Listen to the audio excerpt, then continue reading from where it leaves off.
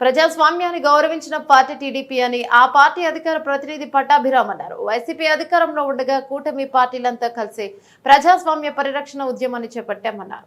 రాష్ట్రంలో ప్రజాస్వామ్యాన్ని బతికించామన్నారు. అమరావతిలోని టీడీపీ కార్యాలయంలో నిర్వహించిన మీడియా సమావేశంలో ఆయన మాట్లాడుతూ వైసీపీ నేతలు చేస్తున్న ఆరోపణలపై ఆగ్రహాన్ని వ్యక్తం చేశారు. రాష్ట్రంలో ఎక్కడా భౌతిక దాడులు జరగవని, హింసను టీడీపీ ప్రేమించొద్దని Nara Lokesh red book reality IPC సెక్షన్ల పవర్ ఏంటో చూపిస్తామన్నారు. రెడ్ బుక్ లో పేర్ల నమోదైన పిల్ల సైకోలు అవినీతి పరులైన అధికారుల సంగతి తెలుస్తామన్నారు.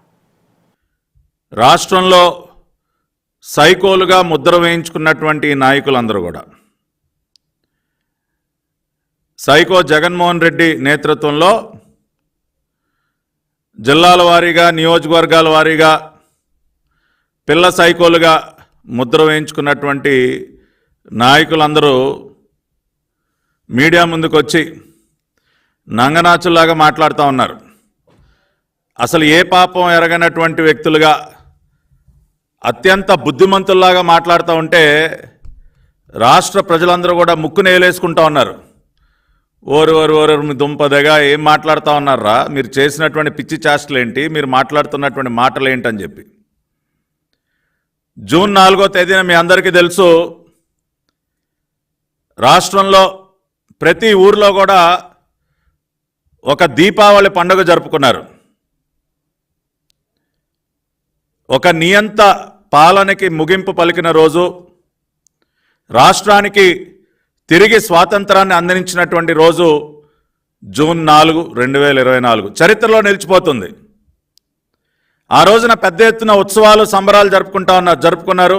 ఈ రోజుకి కూడా ఆ పండుగ వాతావరణం ఆగలేదు.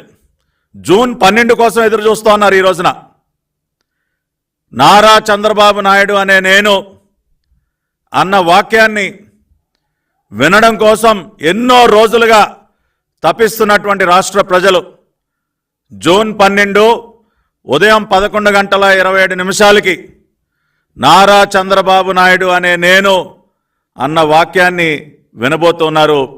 ఆ రోజున తిరిగి ఒక సంక్రాంతి పండుగ జరుపుకోవటానికి సంసిద్ధులవుతా ఉన్నారు ప్రజలందరూ కూడా.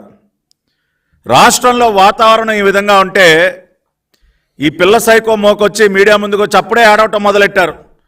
అయ్యో అమ్మో మా పైన దాడులు చేస్తూ ఉన్నారు, మమ్మల్ని చితగ్గొడతా ఉన్నారు అని రకరకాల డ్రామాలు అప్పుడే మొదలుపెట్టేశారు.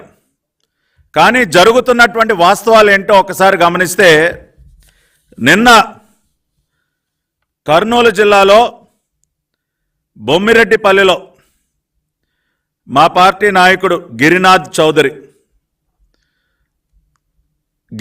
చౌదరి గారిని అత్యంత కిరాతకంగా నడి రోడ్డు మీద హత్య చేశారు వైసీపీ సైకో మోకలు.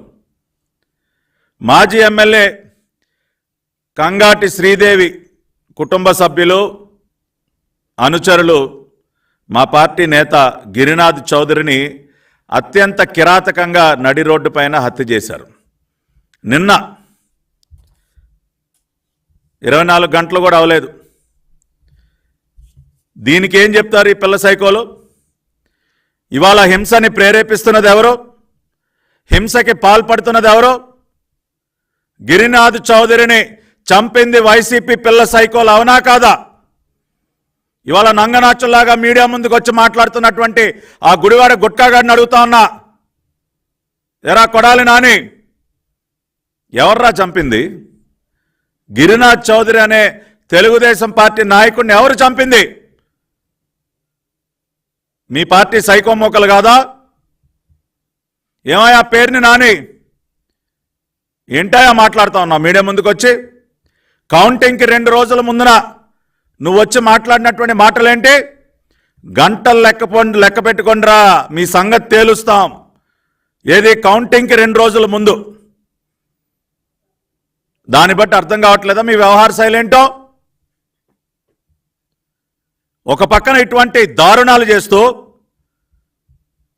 ప్రజలు మక్కిలెరగొట్టి మిమ్మల్ని మోకాళ్ళ మీద నుంచోబెట్టిన 11 సీట్లతో మిమ్మల్ని మోకాళ్ళ మీద నుంచోబెట్టారు ఈ రాష్ట్రంలో. ప్రజా తీర్పు ఆ విధంగా ఉన్నా కూడా ఇంకా బుద్ధి తెచ్చుకోకుండా ఈ సైకో చేష్టలు, ఈ దారుణాలు, ఈ హత్యలు ఇంకా కొనసాగిస్తూ నంగనాచుల్లాగా వచ్చి నీతులు మాట్లాడతారా? ప్రజాస్వామ్యాన్ని రక్షించాలంట. రాష్ట్ర గవర్నర్ గారి దగ్గరికి వెళ్ళి విన్నపాలు ఇస్తారు, విన్నపాలు. ఇదా ప్రజాస్వామ్యాన్ని రక్షించడం అంటే? మా పార్టీ నాయకుల్ని అత్యంత దారుణంగా చంపటమా ప్రజాస్వామ్యాన్ని రక్షించడం అంటే? నేను సూటిగా అడుగుతా ఉన్నా, తెలుగుదేశం పార్టీ నాయకుల్ని కిరాతకంగా చంపటాన్ని ప్రజాస్వామ్యాన్ని రక్షించడం అంటారా? 5 సంవత్సరాలు మీరు చేసినటువంటి పాపాలు, దాని యొక్క పర్యవసానమే మీరు చూశారు జూన్ 4వ తేదీన.